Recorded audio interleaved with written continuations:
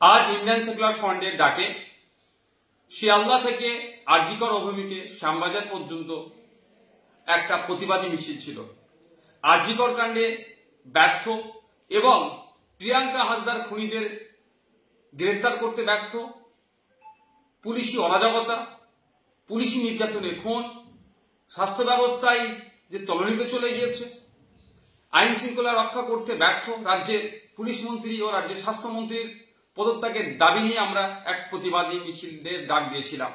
কিন্তু সকাল থেকে যেভাবে মুষলধারে কলকাতা শহর এবং শহরের আশপাশে বিভিন্ন জেলাতে বৃষ্টি হচ্ছে, ফলে যোগাযোগ ব্যবস্থা থেকে শুরু করে ট্রেনের যাতায়াতের সমস্যা হয়ে উঠছে, আমরা রাজ্য কমিটির পক্ষ থেকে আমরা বিবেচনা করলাম এই প্রাকৃতিক দুর্যোগের কারণে আমরা আমাদের এই আজকের শিয়ালদা থেকে আরজিকর অভিমুখে যে প্রতিবাদী মিছিলটা ছিল সেটাকে আমরা স্থগিত করলাম।